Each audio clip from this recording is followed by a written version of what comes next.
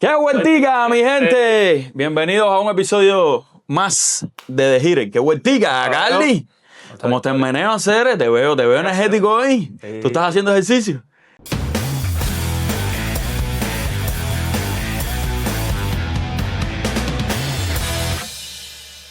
Aquí estoy. ¿Estás mechando? ¡Echa!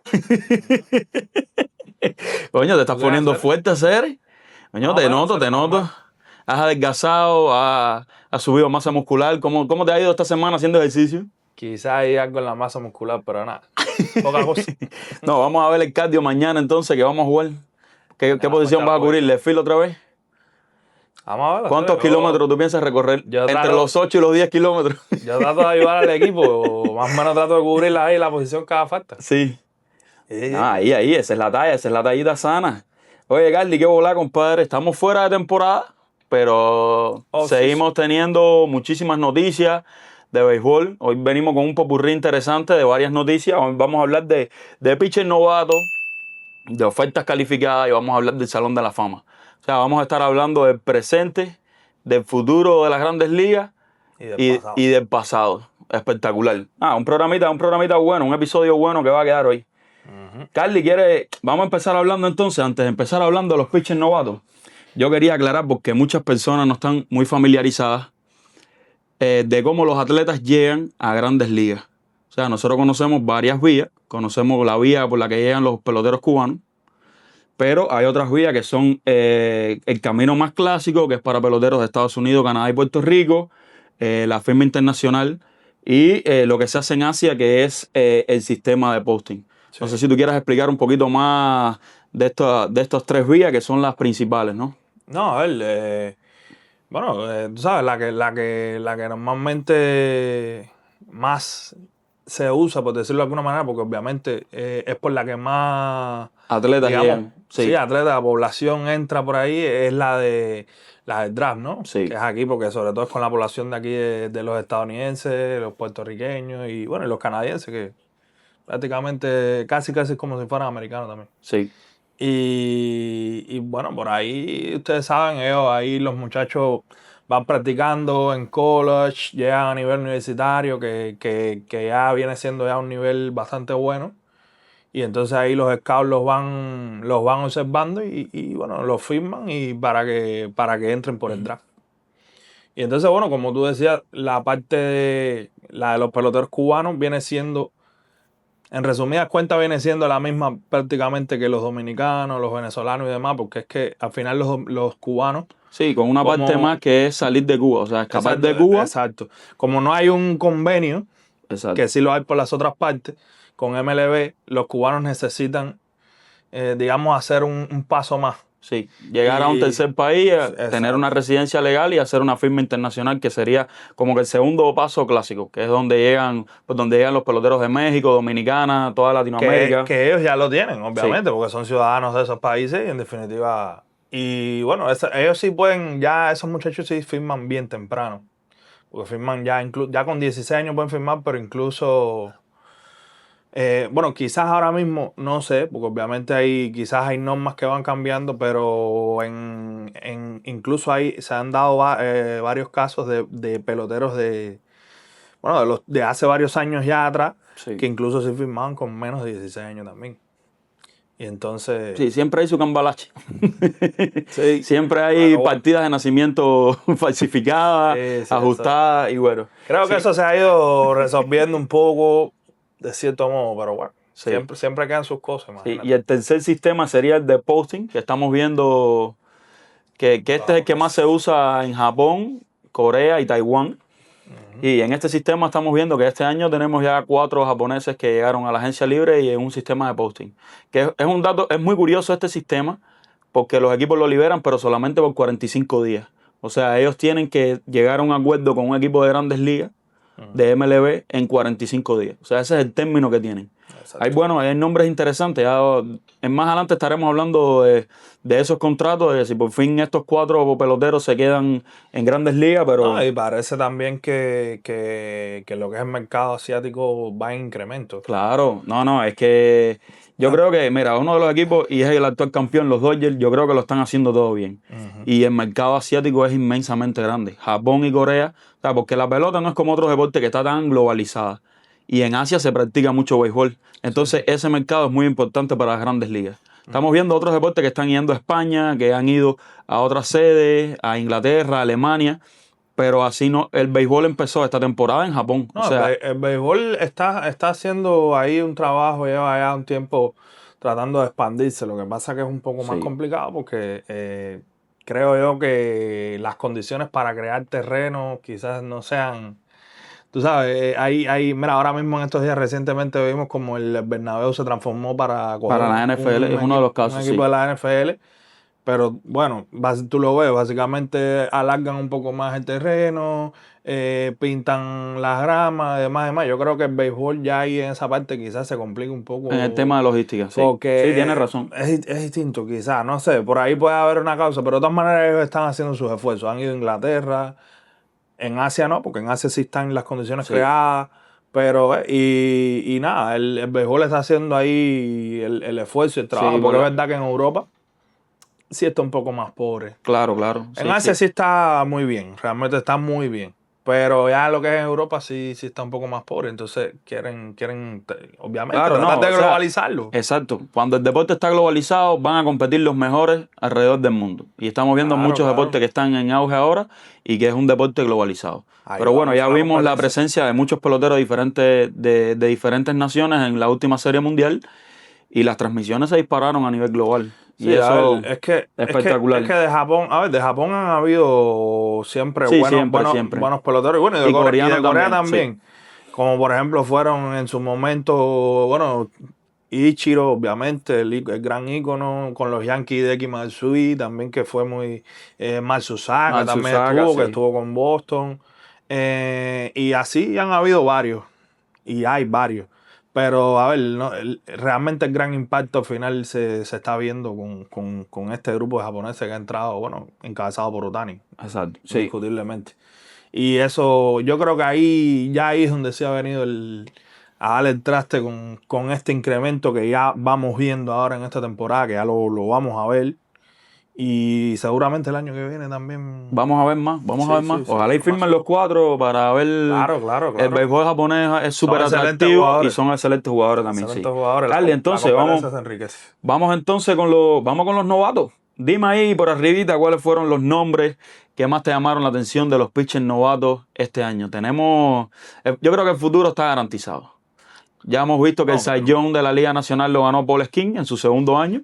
Gana el premio al novato del año del 2024 y es Cy Young en 2025. Pero yo creo que esta camada de nuevos pitchers, vimos muchos que empezaron la temporada, otros que se incorporaron según la necesidad de los equipos, pero hemos visto buenos nombres. A ver, incluso el año pasado ganaron también, el novato del año lo ganaron 2 pitchers, dos pitchers, ¿no? Obviamente, acá la redundancia novato, ¿no?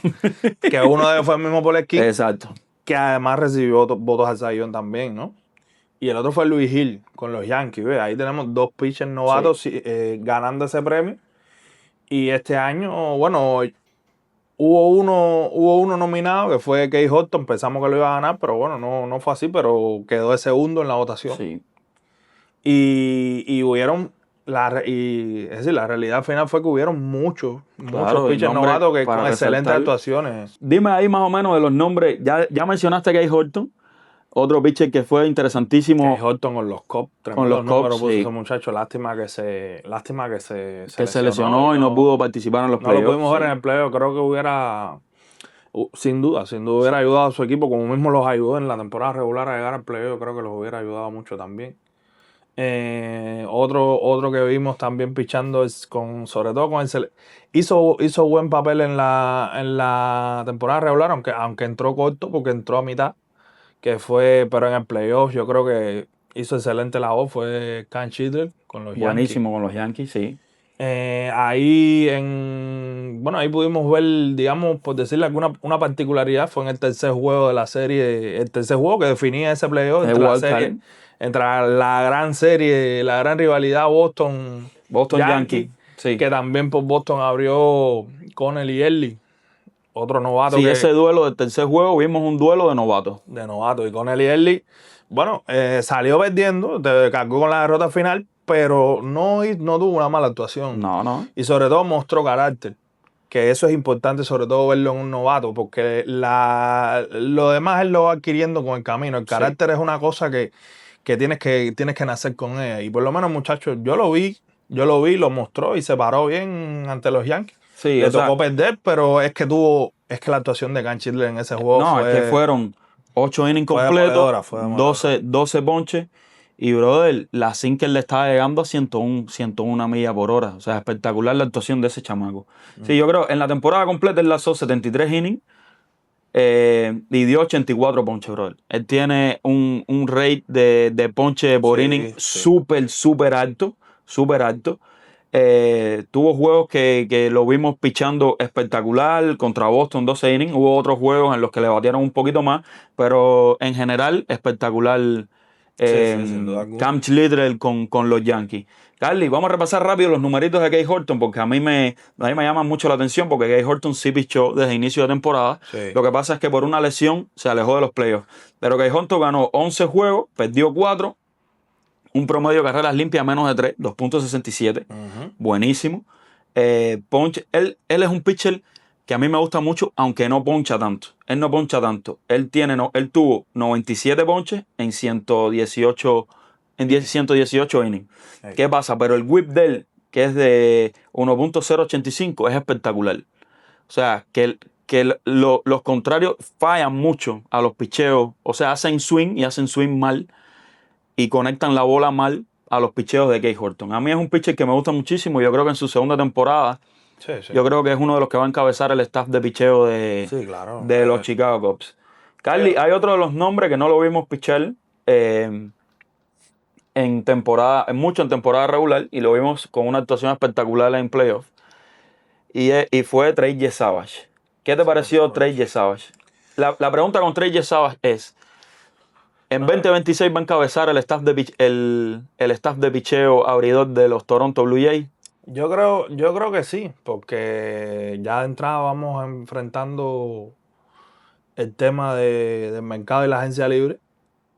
Y ellos, de los abridores que tienen, Chris Bassi es agente libre, Matt Chester es agente libre. Y Shane Bieber también es agente libre, aunque ya aceptó el contrato ya, Shane Bieber, sí. Ya.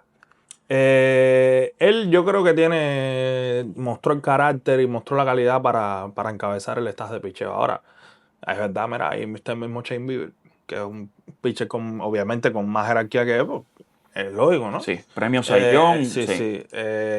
Pudiera estar entre ellos dos, pero yo creo que la cuestión es que yo creo que él sí puede asumir ese rol.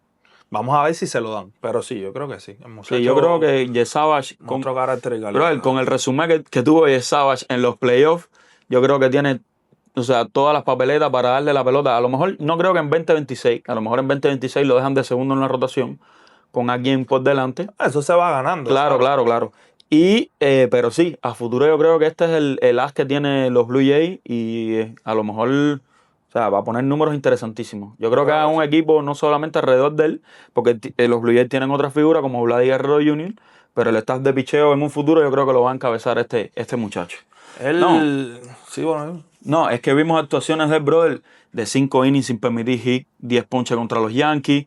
Vimos lanzando juegos decisivos con su equipo. De 12 ponches, 7 innings completos, una carrera contra los Dodgers en Serie Mundial. Yo creo que el resumen de Savage está lleno de logros. Impecable, realmente sí. No, además, y sobre todo impecable porque es novato. Sí. Todavía, si tú dijeras, es un pitcher con más experiencia, a lo mejor le puedes sacar algo por ahí, no sé. Pero es que un novato, ¿qué más le vas a pedir a un novato? De todo lo que hizo él, llegando a esa instancia de Serie Mundial.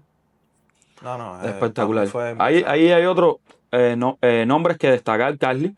Yo creo que, por ejemplo, este chamaco Shane Smith de los Chicago White Sox, que para mí es de los de lo poco que hay que resaltar de Chicago White Sox. De los rescatables de esta temporada 2025 de Chicago White Sox, exacto. All-Star fue el All-Star. Sí. De los pitchers novatos, fueron él y Misiorowski también. Y Misiorowski, fue All-Star realmente, sí, que es algo complicado, ¿no? Porque ser All-Star en tu debut en MLB es bien claro, complicado. Ser el mejor jugador de tu equipo en MLB. Imagínate que hay quienes están jugando, llevan tiempo y todavía no han hecho un All-Star y se sabe, y son buenos jugadores. Sí. Imagínate entonces serlo de novato, eso es un gran logro. Realmente, y sí, él es de los rescatables de Chicago White Sox. Yo creo que tuvo excelentes números y es un pitcher a seguir porque todos sabemos que Chicago es un equipo que hasta que no planteen una reestructuración. Que vuelvan de nuevo a la batalla, siguen siendo un equipo de cambios y ese tipo de jugadores son los que se siguen, típicos. Sí. Sobre todo por los equipos grandes que le necesitan abridores y demás. Hay que seguirlo porque él se vio muy bien. Otro de los nombres, Garly, que a mí me gustó mucho también, y tú me vas a decir de tu lista después, Noah Cameron con los Royals. Royals, este es un pitcher que de este grupo de jugadores que vimos, es el de WAR más alto, 3.8. O sea, esto es un pitcher que es fijo, regular en esta rotación de Kansas City. Ganó 9 juegos, perdió 7 con un promedio de carreras limpias de 2.9. Y súper interesante su whip que fue 1.099.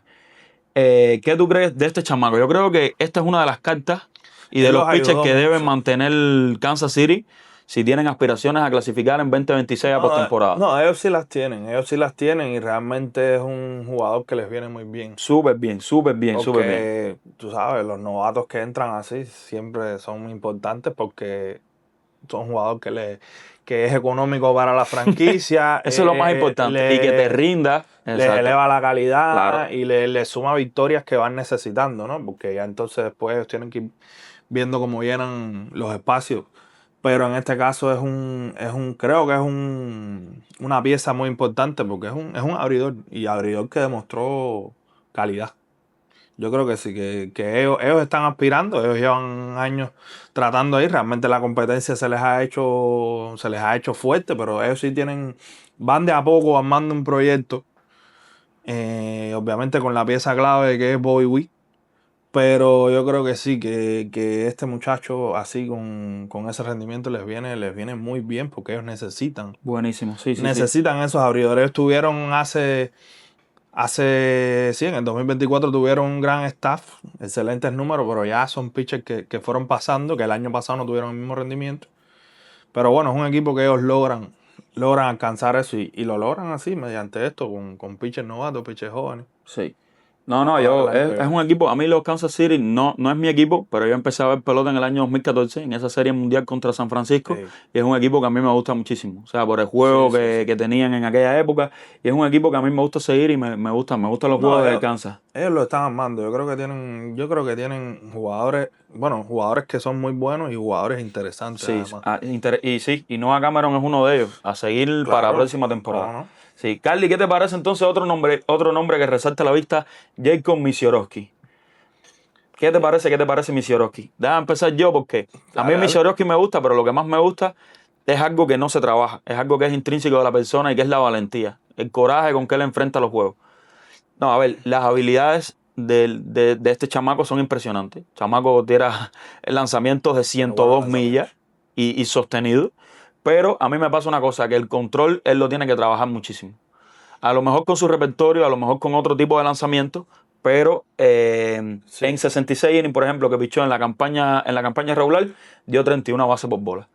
Sí. Dio 87 ponches, pero también todavía de esta lista de lo que hemos hablado, es de los peloteros que más de los pitchers novatos que más bases por bola dio. A ver, ¿qué pasa aquí? Estamos viendo el típico pitcher supersónico, que es verdad que tira durísimo, impresionó a todo el mundo cuando con el físico que tiene, porque se ve flaco. Yo creo que él todavía carga mucha más masa muscular. Se ve flaco. Llegó y hizo una excelente racha de inning sin que le hicieran carrera, que eso fue impresionante. Él empezó muy bien, ya entonces después tuvo un bajón.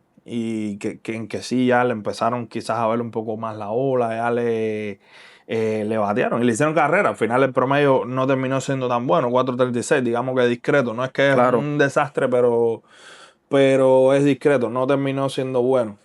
Y ¿cómo se llama?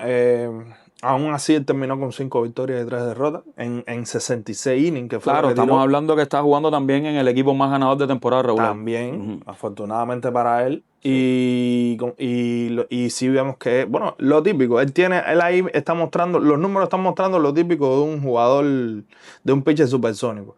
Que bueno, muy excelente ponchador. Claro. Y pero tiende también es descontrolado. Exacto. Eso ha sido una tónica en ese tipo de pitcher, lo hemos visto. Ahora, ¿qué pasa? Ese descontrol, empezando ahora, también sabemos que se trabaja. Que se trabaja, claro. Y yo creo que tiene excelentes resultados. Agregando un mínimo otro tipo de lanzamiento a su comando de picheo, yo creo que puede mejorar muchísimo. Porque si todo no lo puede, o sea, sabemos que todo no se puede basar en la velocidad, aunque hemos visto un cambio últimamente en eso. Si tienes la velocidad y otro tipo de lanzamiento que no tan veloz, pero eficaz de rompimiento, o sea, te puede ayudar pero muchísimo. Ahora mismo tiene que enfocarse más en controlar lo que tiene. Lo que tiene. No, claro. Todavía tiene, es que todavía tiene margen de tiempo. Sí, para agregar ese otro lanzamiento que dices tú que es así, realmente sería lo mejor.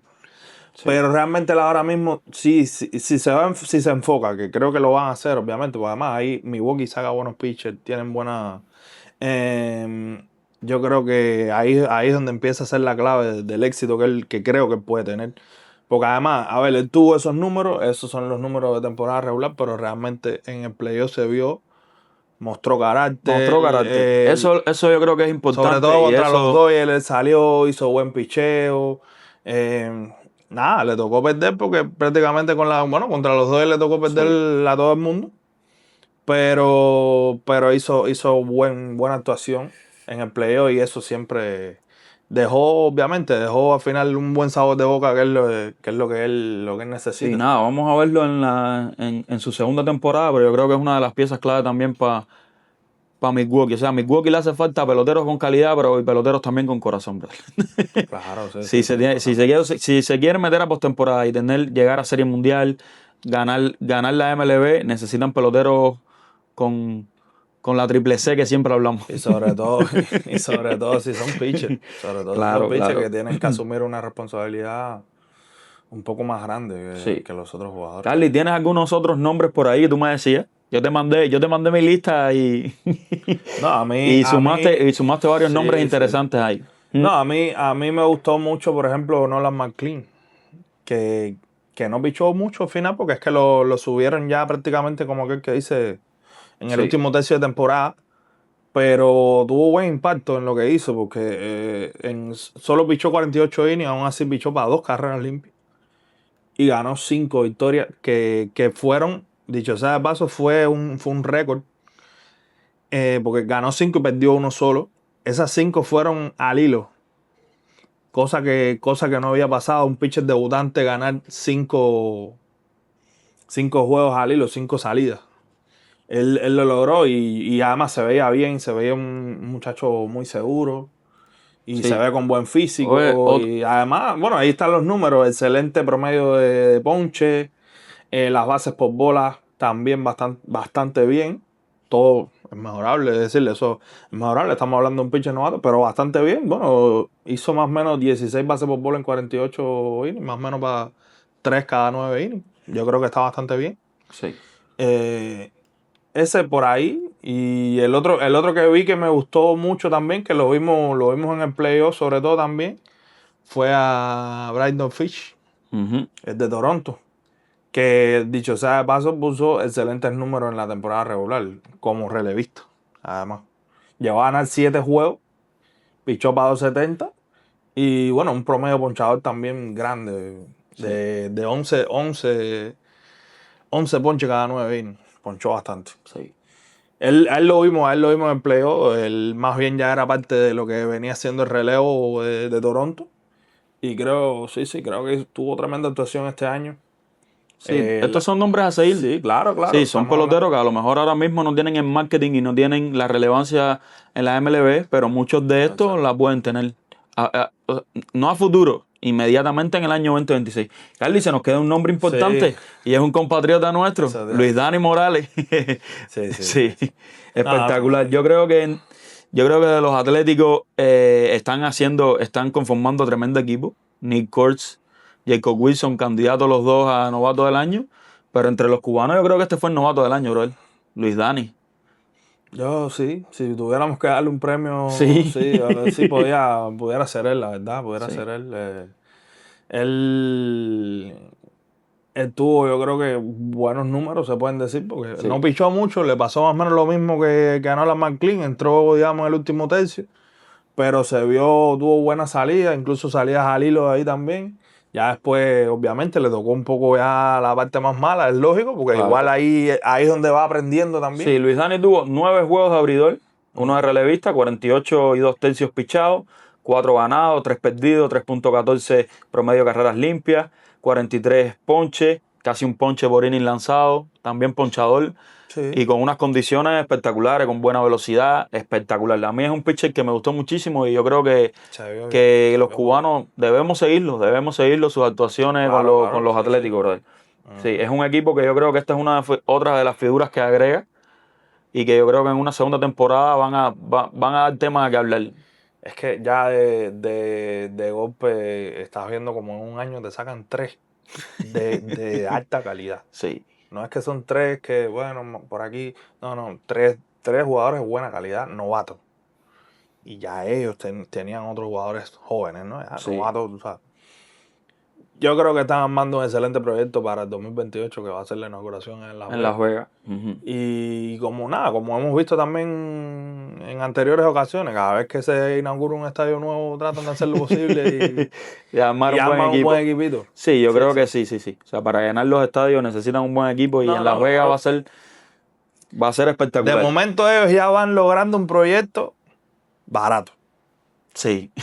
Vaya, como para que cuando llegue el momento de decir, bueno, ¿qué nos falta? Desembolsar. Vamos a dar y ya, entonces, pero sí, de momento ellos van haciendo la tarea bastante bien, la verdad. Sí. Vamos a ver cómo sigue fluyendo. Sí, Carly, yo creo que vamos a pasar para el otro tema. Pues de los novatos me gustó. Yo creo que son nombrecitos ahí nombres que para el 2026 vamos a tener más y vamos a estar más concientizados de quién son, de lo que pueden hacer y de lo que pueden lograr, ¿no? Claro. Vamos entonces a hablar de un tema súper complicado, no complicado, sino un tema súper polémico y es de las ofertas calificadas. Primero, vamos a explicarle a la gente, a quien nos sigue, qué cosa es una oferta calificada en MLB. Está dando mucho que hablar en estos días. Sí, y los jugadores que aceptaron la oferta calificada este año y de los jugadores que la rechazaron. Sí. A ver, las ofertas calificadas es algo que es la oferta que hacen varios equipos a agentes libres, es decir, a jugadores que se le convierten en agentes libres. Correcto. Y entonces la oferta se basa, es decir, el monto de la oferta se basa en el promedio de los mejores 125 salarios de la MLB en la temporada actual. Exacto. En este caso, en este año, la oferta una pila de dólares. A 22. No, ahí te iba a comentar que ahí es donde vas viendo, ya ahí entra a jugar todos estos grandes contratos ya que están ya al unísono, como fue este año, el de Vladimir, el de Soto, el de Soto, el de Otani. Todos esos salarios se suman y se promedian, se dividen entre 125. Están subiendo y obviamente eso ayuda en ese sentido a los que van a recibir esa oferta. Es la mejor media de la historia de las Grandes Ligas, con 22 puntos y tantos millones. No, y lo lógico es que se mantenga por un tiempo o incluso suba. No debe bajar. Por cómo se va comportando la cosa y bueno. Y entonces la otra parte de la oferta calificada es que el equipo que hace la oferta por lo menos garantiza de cierto modo obtener un buen pick en el draft. Exacto. Eso es lo que yo te iba a decir. O sea, hay dos formas. Si la oferta primero, hay varias condiciones para que te hagan una oferta calificada, ¿no? La primera es haber estado toda la temporada con el mismo equipo, no haber cambiado. El pelotero tiene que haber entrar ahora en la agencia libre, que se le acabe su contrato. Uh-huh. Y lo otro es esas condiciones que si se rechaza o se acepta la oferta. Si se rechaza, entonces al equipo se le da un pick del draft Del equipo que a futuro firme a ese jugador. Exactamente, es correcto. Carly, este año tuvimos 13 ofertas calificadas. Sí. Y hemos visto a lo largo de la historia que normalmente estas ofertas se rechazan. Porque normalmente los agentes libres, o sea, es el ego de los peloteros y lo que puede hacer también su agente, ¿no? No, es Y que por tratan lo de buscar general, más dinero. exacto. Tratan de buscar más dinero por temporada. Por lo general, esa oferta se le hace a un jugador que potencialmente la debe rechazar. ¿Qué pasa? Hay veces que pasa, de cierto modo, lo que pasó en este año, un poco se la juegan. Claro. Que obviamente hay cosas detrás de eso que quizás no sabemos y ya la sabremos Claro, de aquí adelante, claro. porque hay varios casos este año ahí hay que muchas vamos a cosas, comentar claro. que están interesantes. Claro, vamos a hablar de lo más o menos de los peloteros que la han rechazado. Pero, la han rechazado Fran Valdez, por ejemplo, de Houston, que sabemos que se quiere ir, quiere buscar un contrato más lucrativo. Exacto. Kyle Tucker, Kyle Schwarber la han rechazado. Son ejemplos de los peloteros que la han rechazado. Porque son peloteros que aspiran a más y claramente valen más, lo sabemos. Claro. Yo te iba a poner el ejemplo de cuando, porque lo recordé cuando Juan Soto se hizo agente libre el año pasado. Los Yankees le ofrecieron a Juan Soto. Pero es que lo de Juan Soto se venía hablando de mucho tiempo. Todo el mundo sabía que la oferta calificada que le hicieran a Juan Soto la iba a rechazar. Se le hiciera a quien se le hiciera, no es el hecho de los Yankees ni nada. Sí. La iba a rechazar y eso era algo bueno para ese equipo. Ahí los Yankees la cogieron de cierto modo fácil porque se sabía que Soto iba a rechazar una oferta calificada, está claro. Y ahí tienes el ejemplo. Ellos al final reciben después entonces el pick de los Mets. Porque claro, pero igual es una relación de compromiso, ¿no? O sea, estás dejando ir un pelotero que es probado por un pick del draft que tú no sabes al final. O sea, hay después que hacer todo un trabajo en el draft y buscar lo que a ti te convenga para el equipo, ¿no? Pero bueno, nada, o sea, ahí yo creo que también... No, pero sí, eso también tiene eso. Normalmente es un pelotero que igual tú sabes que tú no lo vas a... Que no lo vas a retener. Exacto. Sí. Carly, y este año ha sido el mayor porcentaje en la historia de jugadores que han aceptado la oferta. De eso tenemos 4. Tenemos a Brandon Woodruff. Ahí me enredé porque el nombre está complicado. Brandon Woodruff de los Milwaukee Brewers. Choti Managa con Chicago Cubs. Gleyber Torres de Detroit con los Tigres. Y Trent Grisham con los New York Yankees. Sí, yo creo que lo que me pasa a mí es que estos peloteros, ellos apuestan a cobrar un año bien. O sea, son 22 millones asegurados un año más, brother. O sea, es que yo digo que es mucho ego porque es complicado rechazar 22 millones. Sí, pero no. No, cuando tú sabes que vales más, sí, rechaza. Pero bueno, en el caso de estos 4 peloteros, por ejemplo, yo creo que 22 millones. Claro. Yo te puedo hacer mi comentario de cada uno. Y bueno, por ejemplo, con Choti Managa, que fue uno de los que más se ha hablado, por el hecho de que Choti Managa tenía 2 años de opción por el equipo. No me acuerdo exactamente cuánto cobraba, pero creo que llegaba a cobrar un poquito menos de los 22. Ajá. El equipo lo rechaza, esa opción, la declinan. Entonces él tenía una opción de 15 y él también la rechaza. Y entonces termina cobrando un poco más. Sí, ahí ganó el pelotero, exacto. Sí, ahí termina ganando el pelotero, de cierto modo. Porque sí. Es verdad que quizás él podía aspirar a un contrato más largo, yo creo que sí, pero no con ese monto anual. Claro. Y entonces él, de cierto modo, primero el equipo rechazó esa oferta, ya él ahí podía decir, bueno, puedo buscármela con otro equipo. Claro, tenía que salir y arriesgar de cierto modo. O optar por la oferta que tenía, pero obvio, claro, la opción que él tenía de 15 millones, él ¿cómo le iba a coger si la de 22 al final viene siendo un año y 22 son más? Que ya eso sí toca por la regla, ¿ves? Ya eso no es que la pone el equipo, eso se pone por las reglas de la oferta calificada. Sí. Ese es el caso de Choti Managa. Y entonces, nada, parece que él no se quiso arriesgar mucho. Es lo que me parece a mí, no se quiso arriesgar mucho. Cogió esa oferta y obviamente este año se va a preparar más porque yo creo que es un pitcher que tiene buena calidad y que puede aspirar, que sí, obviamente puede aspirar a un contrato multianual.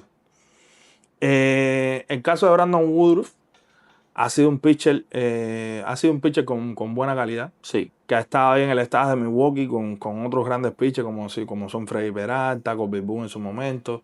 Él es un pitcher que lleva tiempo ya con Milwaukee. ¿Qué pasa? Él tuvo un año donde tuvo lesión. Lesión, sí, eso es lo más importante, claro. Y entonces se sabe que cuando hay pitchers que viran de lesión es complicado para firmar.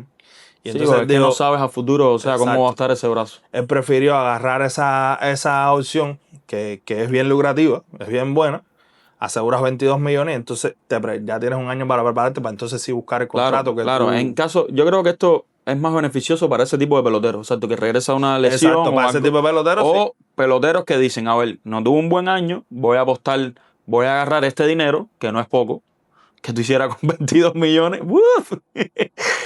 Es finito ese dinero, pero es bastante, ¿no? Sí, sin duda. Hay peloteros que dicen, voy a agarrar este dinero y una vez yo tenga este dinero, yo apuesto por mí mismo. O sea, voy a tratar de tener una temporada que viene con mejores números, con mejor desempeño y entonces después que salgo con agente libre, a lo mejor puedo pedir incluso más de ese dinero. Ahí el tema es ese, que por lo general esa oferta calificada no se le ofrece a ese tipo de jugadores. Ahora, ¿qué pasa? Es verdad que estos son jugadores, como por ejemplo son para mí el caso de Chota, de Brandon Wood y de Gleyber, que es como que están ahí en el intermedio, en el que no se sabe si prefieren arriesgarse a ver qué encuentran en el mercado o conformarse entonces con una oferta de un año. ¿No te pasa lo mismo con el de Trent Grisham entonces? No, con Trent Grisham no. ¿Por qué? ¿Por qué no te pasa? Es que Trent Grisham mismo que es un año espectacular, pero él no había tenido números como los de este año.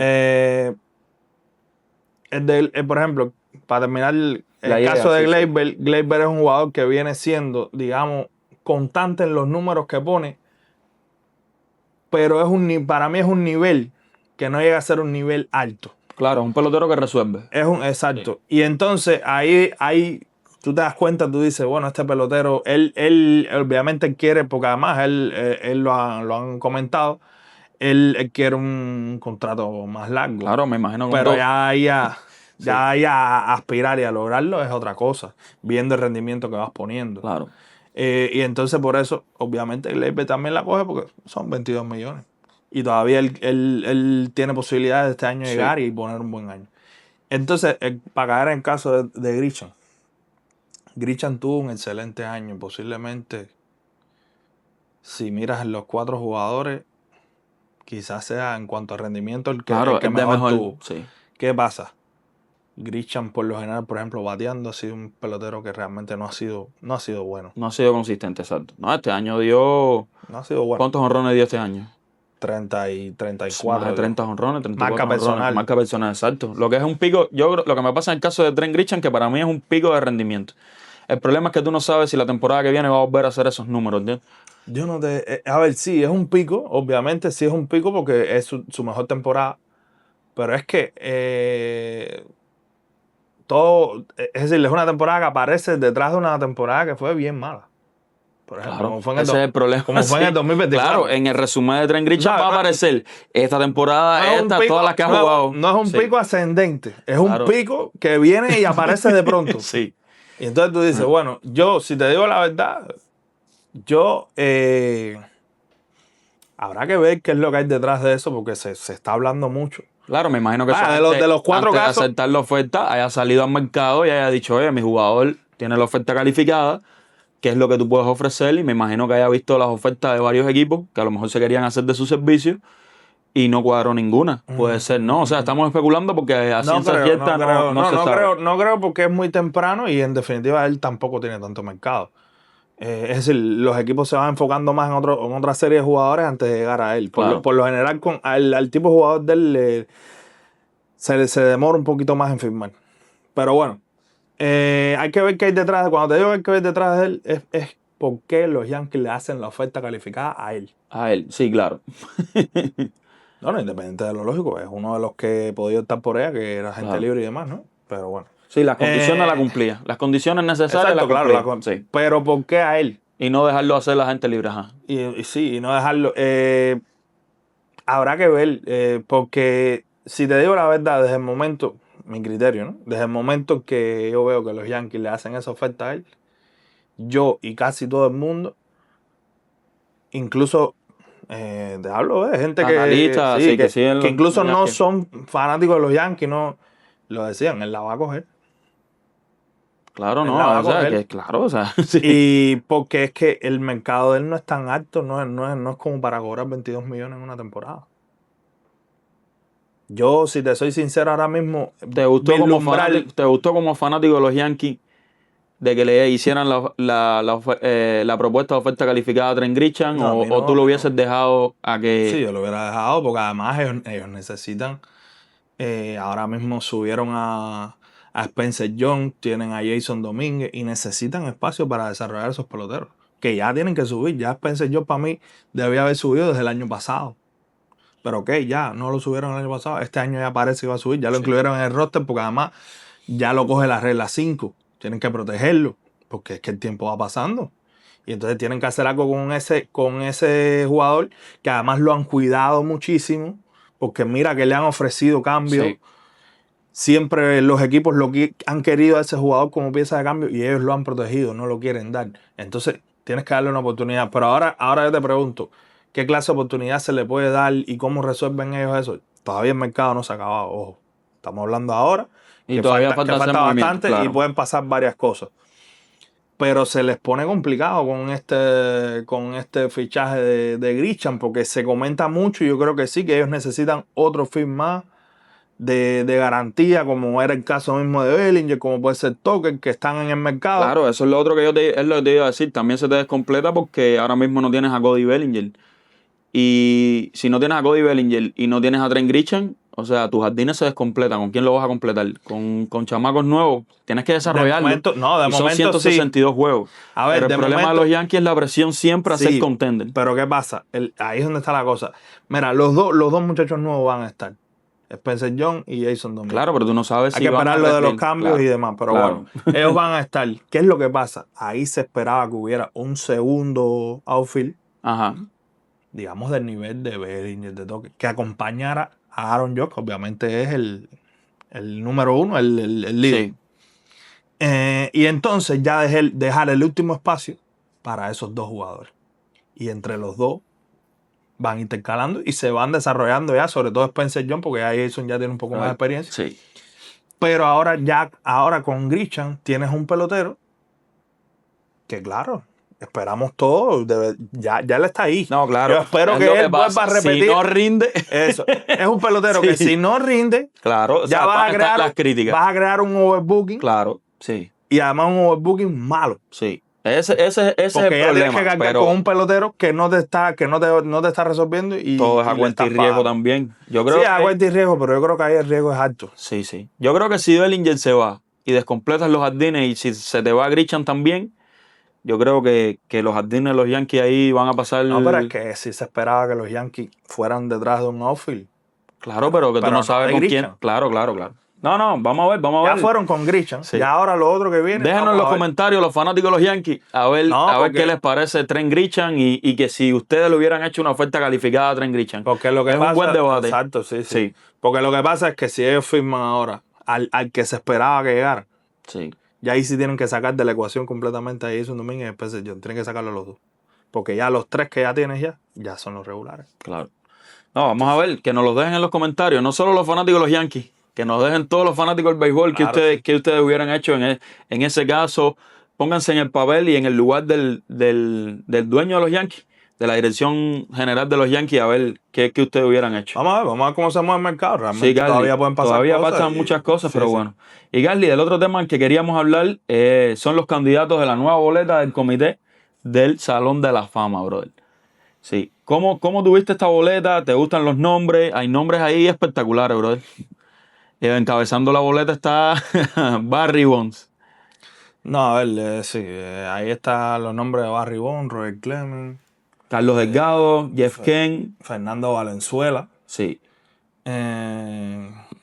Yo espero que... A ver, está el tema de los esteroides presentes, que bueno, es el que, tú sabes, ese tema con Barry Bonds y con Roger Clemens está ahí. Yo no sé ni qué te diga respecto a eso, porque es que A ver, Dame tu opinión acerca del uso del esteroide. ¿Cómo tú ves eso?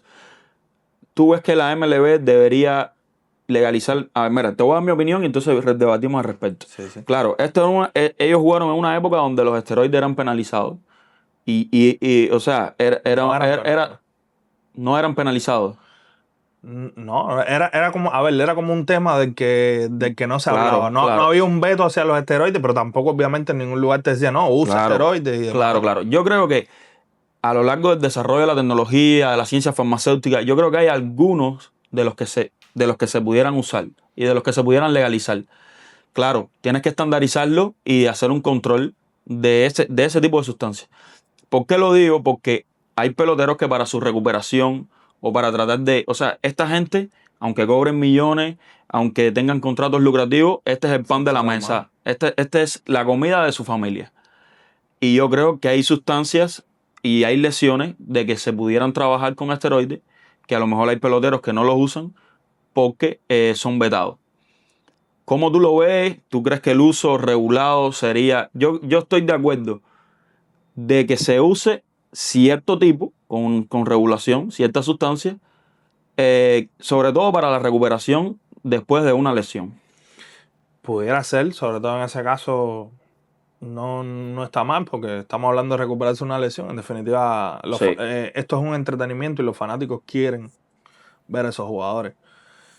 Pero ¿qué pasa? Sabemos que no influyen Claro, en ese es la el lesión problema. nada más. Exacto, No influyen en esa recuperación de esa lesión exacto, nada más. exacto. Y entonces, porque además sabemos que dejan es decir, Un efecto en el cuerpo. duran un tiempo en el cuerpo. No es como tomarse una pastilla normal que tú te quites el dolor y ya mañana estás mejor y ya. No, estamos hablando que eso queda en el cuerpo por un tiempo. Estamos hablando que la temporada son 6 meses. No es tanto. Es decir, cualquier medicamento eso que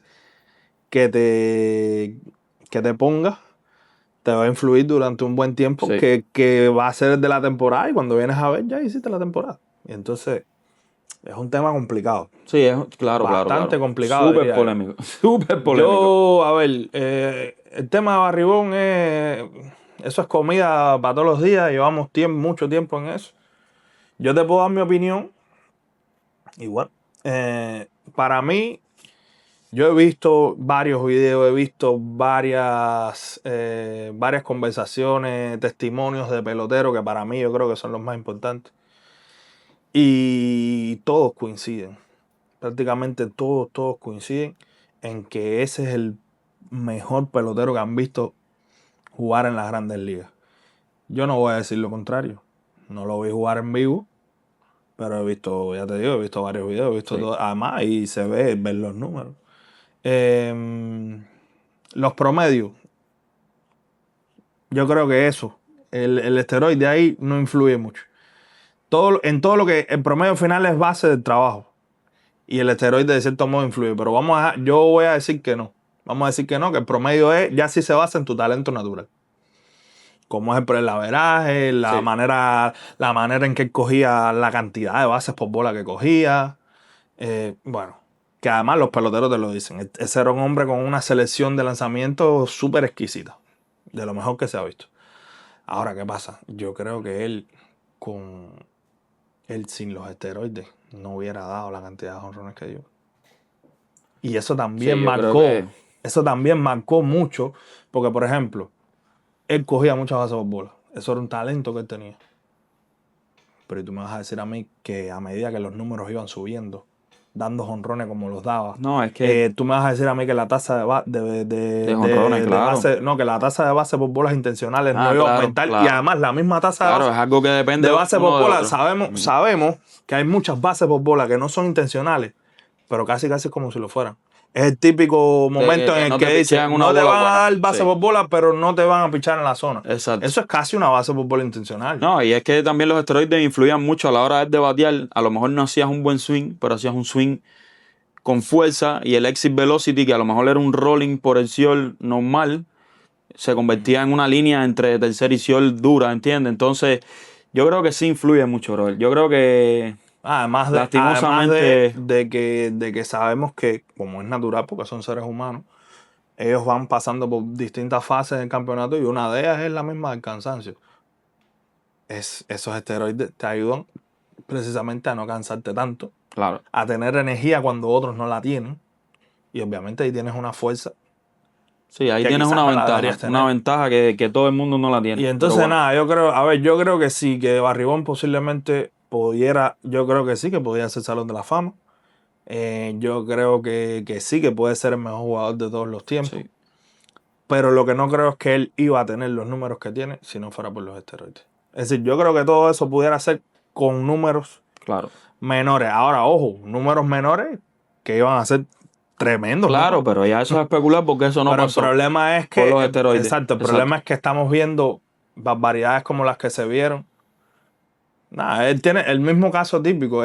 Barribón fue un pelotero que más o menos se sostuvo en una tasa alta de 40 y pico de jonrones en temporada. Y entonces tú dices, ¿cómo pasa a 73? Lo dio en una sola. Son cosas que se salen mucho Sí. de la norma y además viendo como toda esa tasa alta de jonrones fueron en sus últimos años. Es No, una cosa muy... sí, se nota complicado. mucho. Tú ves, Sí. yo no te digo que ese pelotero no diera 30, no estuviera ahí una tasa estable De en 30 y 30, pico de sí, jonrones, entre incluso 30, llegar a los 40. sobrepasar los 40, exacto. Pero no lo podemos de saber. nunca dar 50 a pasar un día a dar 73 Claro. y además hacer toda esa producción en tus últimos años de carrera. Que estamos hablando, porque ojo, no es últimos años de carrera, un pelotero que se retiró con 32 años. Y entonces tú dices, bueno, últimos años pueden haber sido con 20 y pico. No, estamos hablando de un pelotero que fue longevo también, además.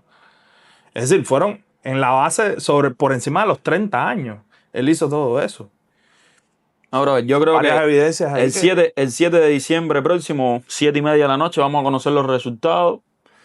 Necesita el 75% de las boletas emitidas del comité de 16 miembros y a lo mejor crea un precedente. Vamos a ver. Si quieres, dime los nombres, yo te voy a decir ¿Quién tú crees? objetivamente Sí, el primero es Barribón, el segundo fue Roger Clemens, 6 Cy Young, el boricua Carlos Delgado, Jeff Kent, Don Mattingly, Dale Murphy, Gary Sheffield y el mexicano Fernando Valenzuela.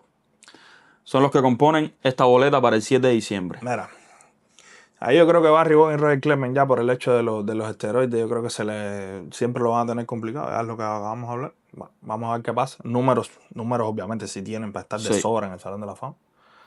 Gary Sheffield creo que un poco también estuvo un poco salpicado por el tema también de los esteroides. Excelente jugador y excelentes números también, pero bueno, tuvo eso. Y entonces nos va quedando Carlos Delgado, Jeff Kent, Carlos Delgado, Mattingly, Dave Murphy y Fernando Valenzuela. En el caso de Fernando Valenzuela he visto como se han hecho varias comparaciones. Yo mismo igual las he constatado, ¿no? Sí. Que es verdad que hay pitchers en el Salón de la Fama que tienen números similares a los de él. Como por ejemplo el caso de Jan Morris, por ejemplo, ¿no? Uh-huh. Por lo tanto, ahí hay un aspecto en el que podemos decir que sí, que perfectamente Fernando Valenzuela sí puede estar en el Salón de la Fama. Porque ¿qué pasa? Fernando Valenzuela no tiene números tan altos como otros pitchers que ya están ahí. Sí. Pero es evidente que si hay un pitcher con números evidentes similares a los de él puede estar. Además de que él sí fue un hombre que marcó un precedente en la década de los 80. Tú sabes, creó la Fernandomanía, todo aquello. Llevó a los Dodgers a ganar 2 series mundiales. Vaya, no es poca cosa. Yo creo que sí, que Fernando tiene muchas posibilidades de entrar. Y entonces entre los otros jugadores que son, bateadores, yo creo que siendo bien objetivo, yo creo que, porque si no me equivoco, creo que pueden entrar 2 nada más. No estoy seguro. Ajá. Está entre Carlos Delgado y Don Mattingly. Don Mattingly le tocó vivir posiblemente la peor época de los Yankees. No, salvando esta última. Pero casualmente, no, los Yankees llevan sin ganar unos 16 años. Sí. más o menos eso fue la cantidad de años que hizo Mattingly y no pudo nunca ganar la Serie Mundial. Sin embargo, siempre fue un excelente bateador, excelente primera base. Y no le tocó, mucha gente tiene esa cosa, porque es un jugador que era muy querido. Fue capitán de ese equipo también. Casualmente, él se retira en el 95 y en el 96 ganan los Yankees. Vuelve a empezar la nueva dinastía de los Yankees. Sí. Y entonces, nada, por ahí está eso, pero él tiene números para entrar. Y bueno, está el caso de Carlos Delgado, que sinceramente lo de Carlos Delgado es un poco insólito, porque Carlos Delgado prácticamente entró en las boletas y con la misma salió. Ni siquiera alcanzó los votos, que viene siendo el 5, el 7%. Para estar en la boleta. Para mantenerse durante los 10 años que puedes mantenerte y seguir en la competencia. Hay muchos casos que se han visto, como van aumentando los votos y entran. Sí. Pero Carlos Delgado, ¿no? Carlos Delgado entró y creo que lo más que alcanzó fue el 3%. Salió. Increíblemente, cuando tú ves los números de ese hombre, son casi 500 honrones. Promedio de 280, 280 o un poquito más. Son cosas que tú dices, bueno, pero aquí las impulsadas también, muchísimas impulsadas. Y entonces tú dices, bueno, ¿qué pasó aquí? Yo creo que él merece completamente estar ahí. Sí. No, vamos a ver qué pasa, Ya nada, yo me quedo ahí con Carlos Delgado y Mattingly y tengo mi cosa con claro, igual déjenos en los comentarios quiénes ustedes creen que van a ingresar al Salón de la Fama de esta boleta. Y nada, eso es lo bonito del béisbol y lo bonito de debatir, Carlin. Sí, vamos a ver qué pasa. Realmente es bien esperado y falta poco para ese día porque nada, hay mucha nostalgia con varios de esos jugadores que mucha gente cree que se lo merecen. Incluso el caso de Barry Bonds y de Clement también, a pesar de los esteroides, porque realmente hay casos ahí para debatir y para llevar a cabo, pero hay que ver. Ya ahí son los peloteros ya decidiendo. Vamos a ver qué deciden ellos. Muchos peloteros he oído hablar que no están de acuerdo, otros que sí. Que no están de acuerdo. Hay muchos que ellos creen igual que aunque hubieran tenido los esteroides, ellos merecen estar en el Salón de la Fama. Demás y demás. Vamos a ver qué pasa y si se crea un precedente o no con respecto a este tipo de jugadores que de una forma de decirlo tuvieron la carrera un poco matizada por los esteroides. A ver, hay algo ahí, te lo voy a decir ya que no. Hay muchos, por ejemplo, incluso periodistas, y de cierto modo también concuerdo con ellos en esa parte. Es decir, esto de los esteroides se empezó a penalizar a partir de 2004. Uh-huh. Claro, o sea, en una época donde no se penalizaba, tú lo podías usar, todo el mundo lo podía usar. A mismo Barry Bonds en sí como tal nunca se le pudo probar que dio positivo. ¿Qué pasa? Como ya hablamos, habían cosas muy evidentes. Hay cositas. Salió el famoso reporte Mitchell de la época, salió que era un reporte, de hecho, bien grande. Yo he leído varios nombres y bueno, eso está interesante. Esperamos, ojalá hicieran algún documental un día, algo de eso, sobre ese tema. Salió José Canseco, que fue el que lo destapó todo. Y por ahí salen todos esos nombres que van quedando ahí en ese camino. Sí. Aunque no hayan salido positivos. Pero, ¿qué pasa? Hay el criterio que dan también varios es que, bueno, eso se penaliza a partir del 2004. Los que sí creen que no se merecen estar ahí en el Salón de la Fama por esa razón son los que ya estaban jugando, sabían que ya era penalizado y aún así lo siguieron usando. Exacto. Como es el caso de Alex Rodríguez y de Manny Ramírez. Ellos habían estado en el caso anterior y volvieron a repetir. Entonces, nada, ahí hay... hay criterios divididos. En ese caso, claro, yo concuerdo de cierta manera, porque es verdad que te están diciendo, mira, ya esto está mal. Si la regla a partir, claro, no hay ley que no se aplique con carácter retroactivo. Exacto, no lo hagan más. Si a partir del 2004 se instituyó y se estandarizó que el uso del esteroide era prohibido y te cogieron, vamos. Quizás por ahí yo salvo un poco a Roger Clemens y a Barry Bonds. De todas maneras, de Barry Bonds, si no me equivoco, estuvo jugando hasta el 2007. Fueron 3 años más. Pero y si no te cogieron, claro, lo que no sabemos es eso. No sabemos si lo hizo o no. Y bueno, nada, el beneficio de la duda está y y se vale para todo el mundo, presunción de inocencia y demás y demás. Los que sí, de verdad, yo creo que sí se mancharon por completo, sí fueron Alex Rodríguez y Manny Ramírez. Pero, que no le voy a quitar la calidad a ninguno de los dos. A mí me gustó mucho lo que hicieron los dos. Pero bueno, hicieron eso, ahí hay normas y hay ética, hay que ver, no, las cosas no pueden ser así tampoco. Carly, se nos acabó el script, se nos acabó el contenido. ¿Te cuadró el episodio de hoy? Sí, claro. No hablamos de juego ni nada, pero debatimos de pelota, que es lo interesante. Tremendo debate. Exacto. Sí, vamos para entonces, nada, esperen este episodio y déjenos en los comentarios toda la polémica, todo lo que ustedes piensan de todo lo que nosotros hablamos, de los pitchers novatos, de las ofertas calificadas, de la boleta y los candidatos al Hall of Fame. Y nada, nos vemos en el próximo episodio, que el próximo episodio va a estar bueno. Tenemos nuestro primer invitado. Sí. Estoy contento porque estamos hablando de pelota y por lo menos nos estamos divirtiendo. Claro, compadre. Sí. Ahí está Carly. Nos vemos, Ceres. Hasta aquí entonces el debate de hoy. Hasta la próxima. Chao, bye. Un abrazo.